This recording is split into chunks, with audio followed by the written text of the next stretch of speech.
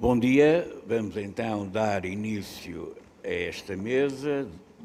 Eu quero, em primeiro lugar, agradecer ao Dr. Fernando Vaz o convite que me fez para moderar esta mesa. Quero naturalmente agradecer também aos colegas que me deram a honra de partilhar a mesa, que são comentadores muito experimentados nesta área de cirurgia de catarata, e cumprimentar as pessoas que estão a ouvir. O tema que nos deram foi lentes monofocais e acabamos de assistir a uma excelente apresentação do Dr. Nuno Franqueira, a quem eu aproveito para felicitar. E então, para seguir a ordem desta exposição do Dr. Nuno Franqueira, eu propunha que o primeiro comentário fosse do Dr. Miguel Trigo. Ora, bom dia a todos. Quero cumprimentar o Dr. Fernando Vaz e o Dr. Tiago Monteiro pela organização de mais uma destas reuniões do grupo aqui no Norte e que eu cumprimento pela vitalidade e pela dinâmica que põe nestas organizações e pela qualidade.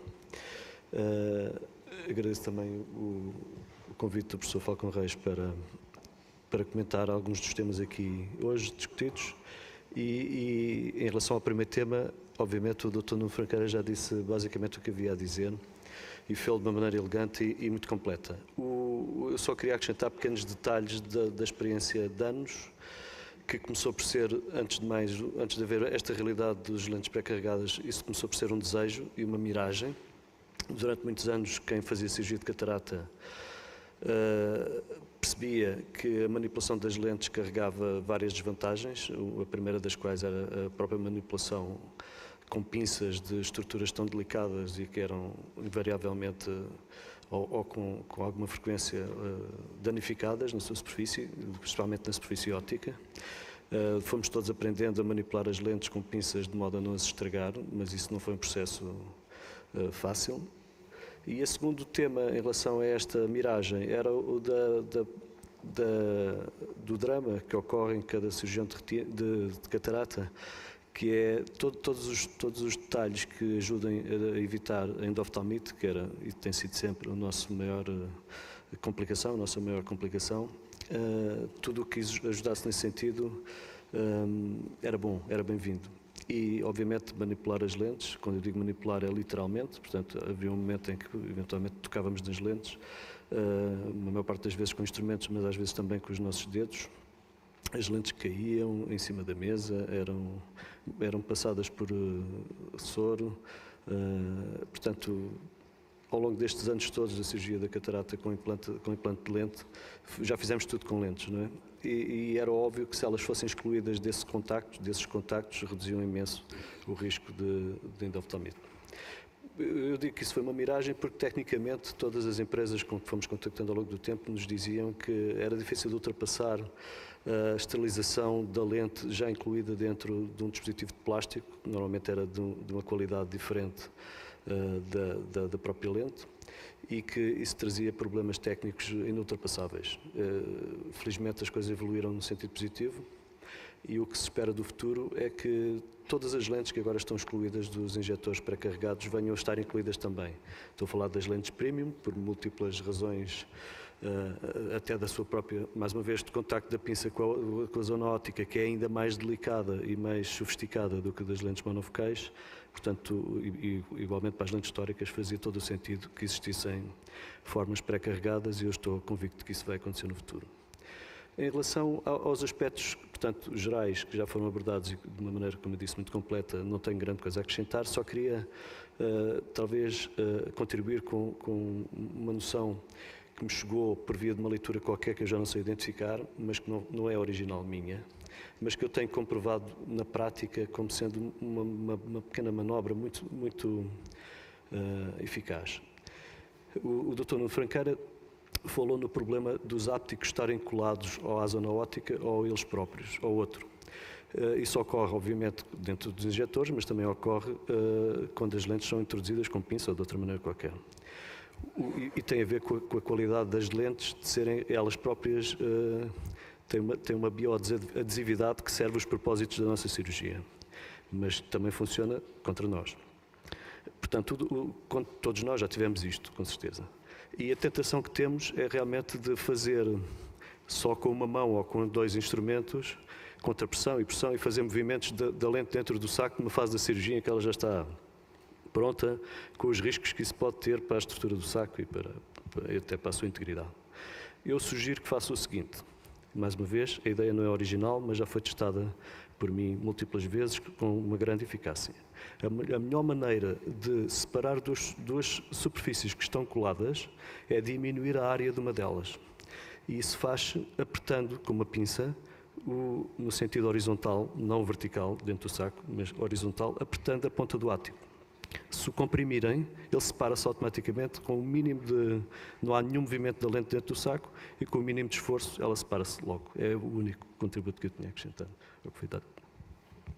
Bem, muito obrigado, Dr. Miguel Trigo. Eu dava então a palavra ao professor Salgado Borges, que vai comentar sobre lentes históricas. Muito bom dia a todos. Queria, em primeiro lugar, agradecer o convite que me foi endereçado para participar nesta mesa, ao Dr. Fernando Vaz e ao Dr. Tiago Monteiro. Queria também cumprimentar os membros desta mesa, em especial o professor Falcão Reis, que está a moderá-la. Queria começar por 3 pontos e, desde já, felicitar o Dr. Franqueira pela sua apresentação. 3 pontos que ele referiu e que serão interessantes para nós meditarmos um pouquinho. O primeiro é que mais de 30% dos doentes que nós operamos têm astigmatismos superiores a uma dioptria. Primeiro ponto. Segundo ponto, ao operar com lentes tóricas, nós vamos fazer com que os doentes fiquem independentes dos óculos numa percentagem muito significativa e também a acuidade visual vai ser significativamente mais marcada nos doentes que são operados com lentes tóricas. São 3 pontos importantes.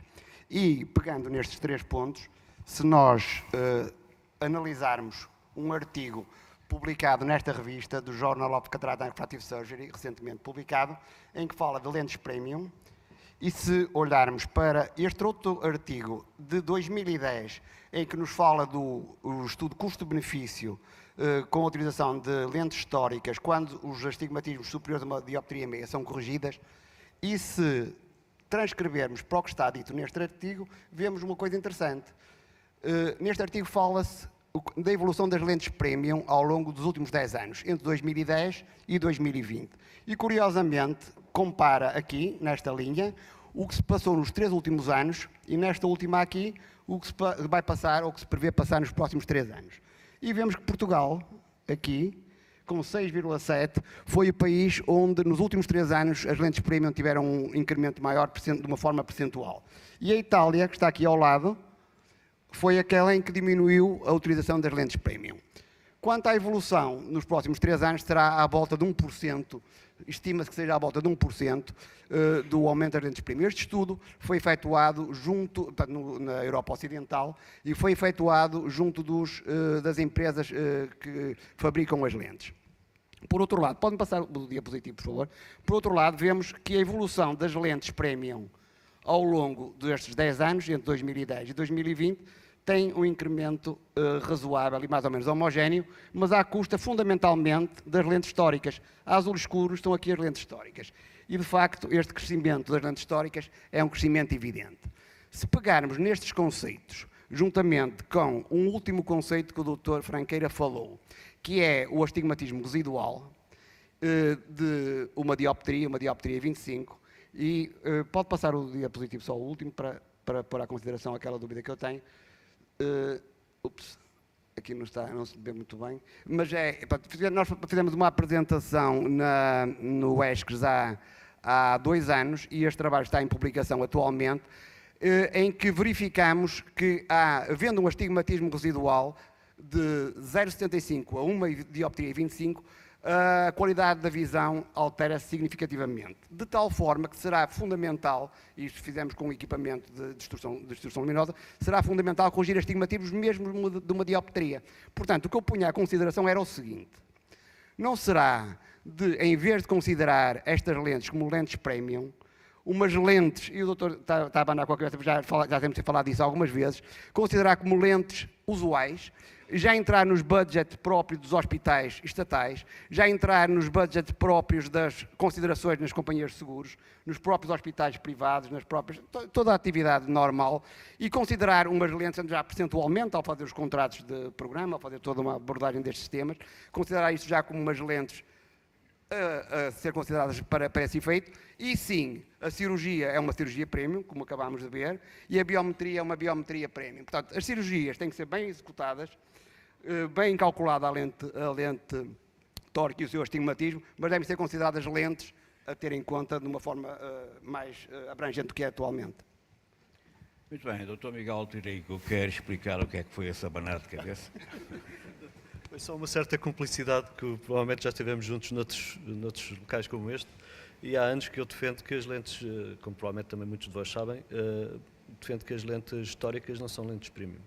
São lentes de uso convencional, ou deviam ser, e se essa opção fosse realmente, como parece estar a ser a tendência que o professor Salgado Borges acabou de mostrar, se elas forem realmente incluídas na nossa prática clínica, que é verdade que dá um pouco mais de trabalho no estudo pré-operatório, mas durante o momento da cirurgia praticamente é quase igual, a melhoria de qualidade que esse esforço adicional da nossa comunidade médica levaria para os seus doentes é tão grande, com tão pouco esforço da nossa parte, que não faz sentido nenhum que não seja aplicada mais vezes, pelo menos até ao limite dos 25%, mais ou menos dos 25% que tipicamente tem um astigmatismo significativo pré-operatório dos doentes de catarata. Portanto, o consumo de lentes históricas devia ser perto desse número. E eu acho que a nossa prática médica será tanto melhor quanto mais perto nos aproximamos desse valor. A estratégia que o professor Salgado Borges aqui referiu de convencimento das autoridades reguladoras e dos próprios seguros é aquela que eu antevejo também. Aliás, nós já sugerimos um modelo de negócio semelhante e eu, tanto quanto julgo saber, e tenho provas disso, as próprias empresas estão alinhadas connosco nesse projeto. Portanto, incluir um valor, orçamentar um valor para o universo de doentes que vamos operar durante um ano, tendo por base os dados que nós conhecemos do astigmatismo pré-operatório, imaginemos, por exemplo, 15% ou 20%, para sermos conservadores, fazer um preço unitário por lente que inclua 20% das lentes vão ter que ser tóricas, constituiria um pequeno incremento de valor em custos e trazia um benefício enorme para os nossos doentes, porque mesmo que os doentes não fiquem completamente a zero, e esse é um objetivo que é procurado para as lentes, essas sim premium, com a multifocalidade, mas a grande maioria dos doentes melhora. A maior parte dos doentes melhora. Se tivermos um doente com 2 dioptrias de astigmatismo, que o veja reduzido para 0,75, o que poderia não ser um resultado ótimo para uma lente multifocal, mas para uma lente monofocal é uma enorme vantagem. E, portanto, eu acho que devíamos levar a isso. Portanto, o meu abanar de cabeça provavelmente tinha... Muito bem. Dr. Castro Neves, quer fazer o favor de comentar sistemas de guiado em lentes históricas? Os nossos pacientes agora já não ficam com a expectativa que nós criamos, eles já trazem de casa. E então chegares ao consultório a querer o pleno.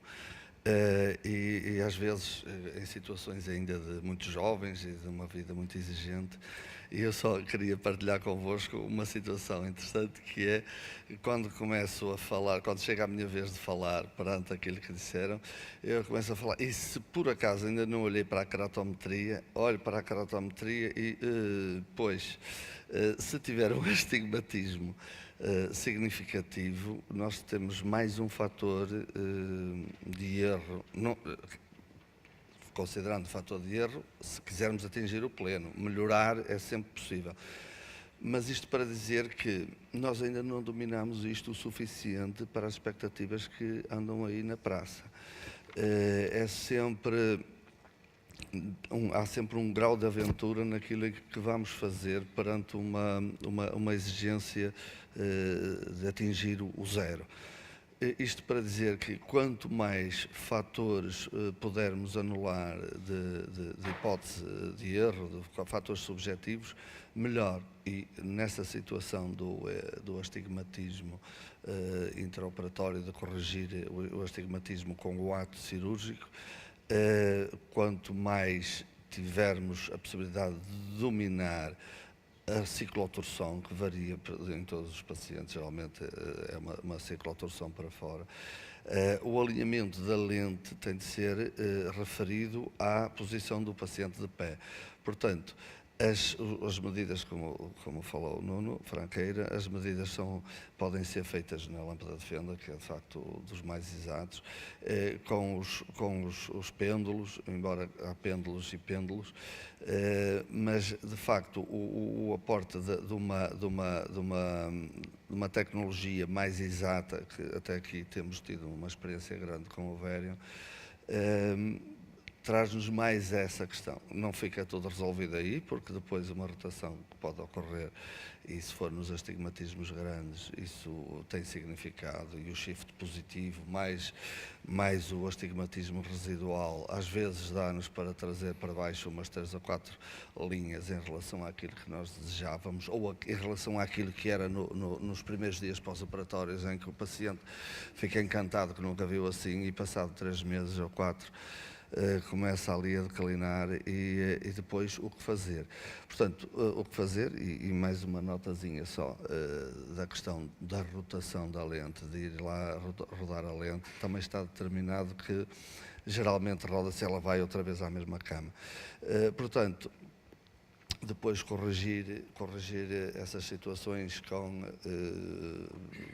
com cirurgia refrativa, é ir buscar e corrigir num eixo aquilo que errou no outro, também não sabemos muito bem as aberrações que isso possa dar em termos de qualidade de visão. Portanto, quanto mais certeza tivermos em cada pequeno passo que damos, melhor será. Por isso acho que tem toda a conveniência, pelo menos quem lidar com populações mais exigentes, que queiram mesmo ficar independentes dos óculos, é trabalhar com essa precisão. Acho que isso é um aporte interessante. Já nos astigmatismos mais baixos, e agora com as lentes esféricas, que já perdoam muito mais o erro do cilindro e até o erro refrativo, já o controle só com as aberturas, com dupla abertura no eixo mais referenciante, vai resolvendo, porque hoje em dia, mesmo nas lentes premium, que é o tema da sessão seguinte, mas mesmo nessas, um astigmatismo de 0,50 é perfeitamente aceitável, e geralmente se forem lentes esféricas, porque a qualidade é sempre muito melhor. Portanto, acho que sim, que tudo que nos puder dar mais certeza em cada ponto, tirando também já a questão da biometria, porque o nosso grande desafio hoje em dia, correndo tudo bem no ato cirúrgico, o nosso grande desafio são questões de refração biométricas para a esfera, e que também variam, nós prevemos a posição da lente, mas a posição da lente só vai ser passado um mês, conforme o saco andar atrás ou à frente, ao juntar-se à lente, vai determinar, às vezes, uma dioptria de diferença em relação ao que o doente já experiencializou nos primeiros dias pós-operatórios. Pode estar o pleno e depois vir a haver essa surpresa. Portanto, quanto menos fatores aleatórios tivermos, melhor. Muito bem. Se me permitem um comentário, eu acho que em relação ao Varian acontece aquilo que tem acontecido em muitas áreas da oftalmologia, é que a tecnologia avança de tal modo que, digamos, consegue um grau de eficiência, de segurança e de eficácia muito superior àquilo que depois na prática se exige. Eu concretizo melhor. Aqui no caso do Dr. Castro Neves, acabou de dizer, há variações na rotação, toda a gente sabe isso, e há variações na posição da lente. De facto, o Varian consegue fazer um acerto do eixo de grande pormenor, mas, evidentemente, que há depois fenómenos biológicos dentro do olho que fazem com que a variação seja superior àquela que o Varian consegue, de facto, estabelecer. No eye tracker com o LASIK aconteceu o mesmo. Os eye trackers hoje em dia são de uma grande sofisticação, de uma grande eficácia, mas depois o movimento de correção do laser está limitado. Portanto, o eye tracker é exageradamente bom, se assim se pode dizer, para aquilo que é a necessidade concreta. Com o Varian acontece um pouco o mesmo. É um aparelho sofisticado, de grande precisão, mas não responde naturalmente àquilo que são digamos, as variantes que depois condicionam o resultado final. E há outra coisa que eu gostaria de comentar, e que é o seguinte, em relação aos óculos, quando nós receitamos uma lente de astigmatismo, as boas práticas para os oculistas permitem um erro na montagem da lente na armação de 5 graus para a direita e 5 graus para a esquerda, ou seja, um erro de 10 graus. E a lente cilíndrica está 12 milímetros à frente do olho. E ninguém protesta, porque faz parte da boa prática. Portanto, podemos estar aqui a falar de uma coisa que é exageradamente precisa em relação àquilo que são as necessidades reais, ou à realidade de uma cirurgia, com todas as variantes decorrentes do ato cirúrgico em si. Muito bem, então agora daria a palavra ao Dr. Macedo, que nos vai comentar sobre a cirurgia em alta miopia. Pronto, em primeiro lugar, dou os parabéns ao Nuno pela apresentação, que já falou dos principais problemas pré-operatórios, operatórios e pós-operatórios. Eu vou falar numa perspectiva pessoal. Eu acho que a cirurgia de catarata nos doentes com alta miopia não é das piores, para não terem medo. Há muitos fatores que são positivos. São doentes que normalmente têm uma boa exposição devido à alta miopia, ou seja, não vamos estar a operar em doentes com olhos muito encovados e de difícil acesso. São doentes que normalmente dilatam muito bem, os miopes. Têm uma câmara anterior também profunda, ou seja, são doentes que, se não for pela catarata em si, até têm boas condições para ser operados. E são doentes que, desde que nós, mesmo que haja um erro de cálculo, desde que o desvio seja no sentido miópico, são doentes muito tolerantes com esse desvio. Está claro que não podemos cair no lado hipermetrópico, que aí estragamos tudo. E, em último caso, eu vou contar este caso que me aconteceu recentemente. Era um doente com uma alta miopia, tive uma desinserção do saco na fase final, uma catarata muito dura. Optei por era quase impossível meter uma lente que não tinha nenhuma lente disponível. E o doente, no primeiro dia pós-operatório, estava muito bem, ou seja, estava com um desvio de -1. Ou seja, até esta última hipótese de recuperação existe num doente, numa cirurgia de catarata com alta miopia. Por isso acho que não são dos doentes mais difíceis e acho que, desde que ficamos no lado negativo do resultado, acho que estamos sempre bem. São doentes que ficam sempre muito satisfeitos. Tirando isso, a tua apresentação já abordou tudo. Acho que não acrescento mais nada. Muito bem. Eu não sei se tenho tempo para colocar perguntas à plateia. Se alguém desejar intervir.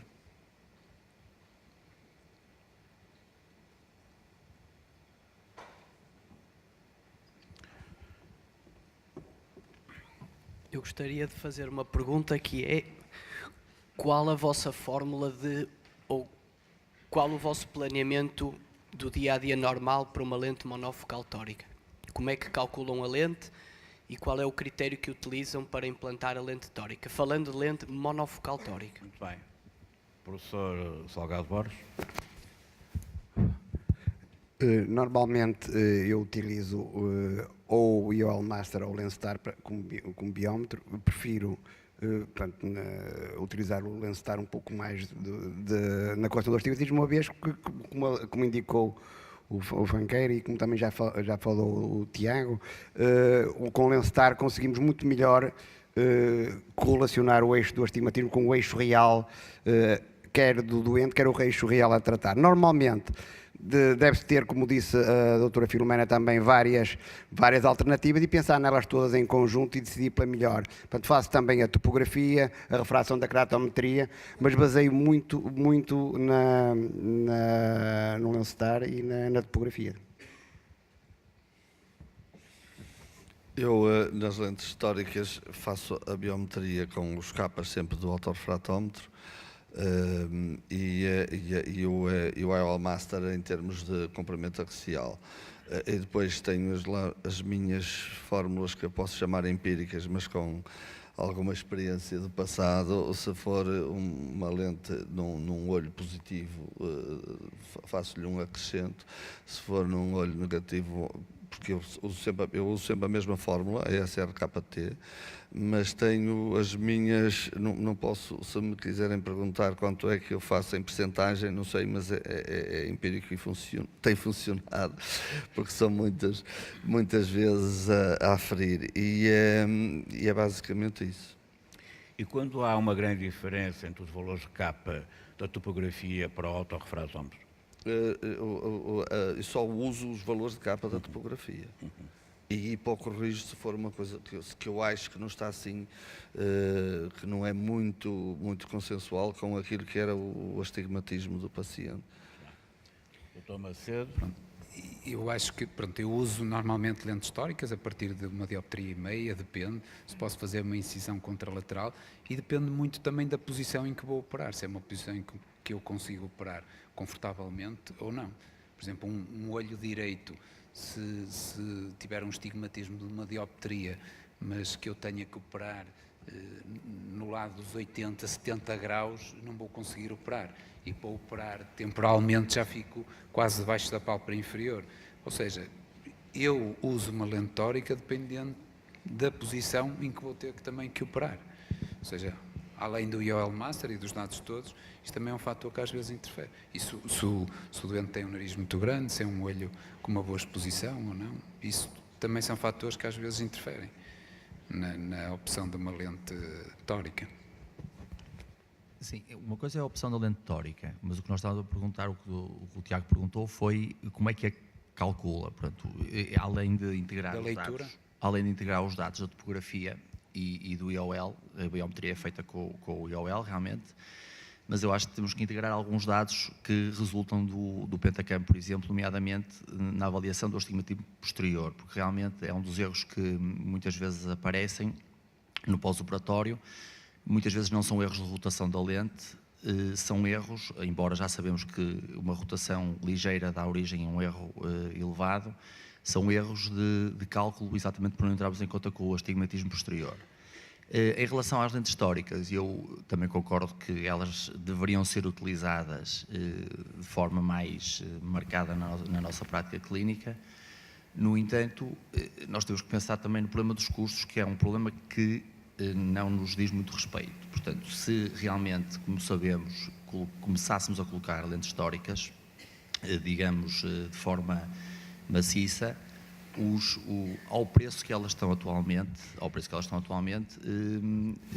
os 30% iriam representar uma percentagem significativa. Para além disso, há outros meios que o Macedo agora referiu, para corrigirmos o astigmatismo, nomeadamente se ele for a favor da regra, ou seja, se o eixo do astigmatismo for na posição vertical, e que nos podem dar bastante bom resultado.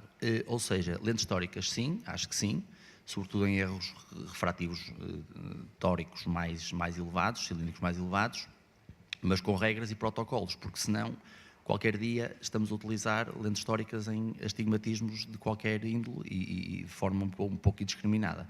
Já agora gostaria de ouvir o professor Salgado Borges, que quer falar, e o Dr. Miguel Trigo também. Eu queria só acrescentar, relativamente à pergunta primeira, à pergunta do Dr. Tiago, eu queria acrescentar uma coisa que não acrescentei, que é o seguinte: no webinar da semana passada da professora Filomena, fez uma pergunta como é, e era mais daí, como é que na prática diária a maior parte dos cirurgiões fazem o seu cálculo. E a maioria respondeu que era através das formas dadas pelas empresas.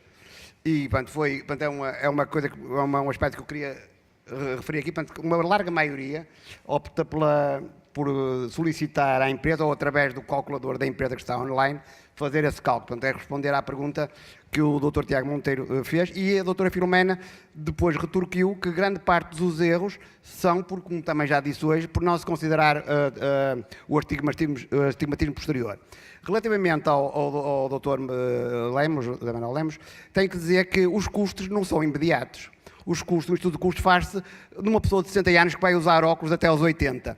E só num par de óculos que a pessoa vem a usar para comprar uma lente, que terá que ser uma lente progressiva ou uma lente para astigmatismo, só na primeira vez que a pessoa vai mudar os óculos está a gasto o dinheiro da lente. Portanto, por isso é que aquele estudo de custo-benefício não é um estudo imediato, mas é um estudo a lá longo. Eu queria só reforçar o que o professor Salgado Borges acabou de dizer. Temos que ver isto num padrão mais do custo da comunidade, não é? O que é que as pessoas vão pagar? Na verdade, estamos a trocar o pagamento, seja pelas entidades terceiras copagadores, incluindo o Estado, seja do bolso das pessoas, não é? Alguém vai pagar a diferença entre a independência dos óculos e uns óculos personalizados. Sim, são os mesmos. É a comunidade em geral. Um colega nosso, que infelizmente faleceu há pouco tempo, dedicou uma parte da sua atividade de investigação a esta área. Portanto, o Dr. Eduardo Marques iniciou um estudo, que não acabou, sobre o custo social dos óculos na vertente da defesa das lentes multifocais, ou dessa promessa que a oftalmologia traz com ela e que ainda não está, segundo a minha opinião, de tal modo sofisticada que possa ser aplicada maciçamente. Mas trabalhar com lentes monofocais e lentes históricas monofocais é mais fácil de entregar esse valor às pessoas em geral. Eu estou a falar do cirurgião médio, do cirurgião normal, do oftalmologista normal. Todos nós que viemos para a oftalmologia provavelmente viemos atraídos pelo rigor e pela precisão desta especialidade. Isso também se reflete de uma maneira ou de outra, ou educa-nos, ou nós já temos essa apetência pelo rigor e pela precisão. E nós temos que fazer isso em todos os atos, os mais simples da nossa atividade do dia-a-dia com os doentes. Seja por causa dos óculos, seja por causa da observação da retina, do tratamento das lesões da periferia com o laser, aquelas coisas que são da oftalmologia geral. Eu estou a falar para pessoas normais, para cirurgiões normais, como eu próprio sou, eu não sou nenhum sobredotado. Há um aspecto que devia ser falado e que não foi ainda, que é, se nós estamos a querer tratar o astigmatismo intraoperatório, quer dizer, com métodos intraoperatórios do doente, nós temos que ter consistência do nosso astigmatismo induzido. E isso pode ser conseguido com vários métodos, mas cada um deve ter o seu método e deve ter depois a capacidade de o avaliar e de fazer eventualmente alguma mudança usando o seu espírito crítico. A minha maneira de proceder em relação a isso é a seguinte: eu opero sempre os doentes com a mesma incisão, no mesmo sítio. E, portanto, não uso as incisões não faço cirurgia no eixo mais curvo. Faço a incisão no sítio que me dá mais jeito e faço sempre igual. Isso permite-me ter uma noção do que é que eu induzo de astigmatismo normalmente e ajuda-me depois a usar as lentes históricas tendo isso em consideração. É só uma questão de consistência para um cirurgião não sobredotado, porque se eu fosse capaz de operar com as duas mãos, como eu conheço pessoas que fazem, e operar o olho esquerdo com a mesma facilidade com que se opera o olho direito, isso talvez fosse possível fazer de outra maneira, mas para mim, com as minhas limitações, não é. Muito bem, Dr. Macedo. Só uma questão. Deixe primeiro, Dr. Castro. Não, eu trabalho numa instituição também que tem limitações de budget para a cirurgia e desde há talvez 6 ou 7 anos que comecei a levar em conta a abertura perante o astigmatismo. É uma diferença em termos de pós-operatório, em termos de não precisarem de óculos. Isto fui apurando, deixei as LRIs há muitos anos, mas comecei a fazer as aberturas entre os 80 e os 10 graus, tudo que a minha mão direita, onde ela chegar conforme a minha rotação, às vezes o ajudante é que vai quase para cima da barriga, mas entre os 10 e os 80 graus, com a incisão mais larga um pouquinho ou com 2 incisões aí para uma dioptria e meia, é uma situação que dá gozo ver ao fim de algum tempo as precisões que isto atinge. Tão simples como isso, porque nunca iria pôr tóricas numa situação dessas e os pacientes da região também não têm não andam com essa aura de deixar de ter óculos, mas ficam contentes por não precisar. Não é, Dr. Macedo? Eu acho que fazer sempre a incisão no mesmo sítio tem uma grande desvantagem. Imagina um doente que tem meia dioptria de estigmatismo numa lente multifocal e tu não mudas a posição, podes acabar com uma dioptria de estigmatismo final, o que te implica uma correção, ou seja, às vezes temos que jogar um bocadinho, não sei. Eu também tive essa postura inicialmente, depois mudei porque tive 1 ou 2 resultados maus e E pronto, e passando a mudar naqueles estigmatismos pequenos, evitamos ou uma lente tórica, não é? Ou depois um retoque posterior. Muito bem, somos obrigados a terminar aqui. Agradeço novamente o convite por parte da organização e agradeço também, naturalmente, a presença de todos os moderadores. Muito obrigado.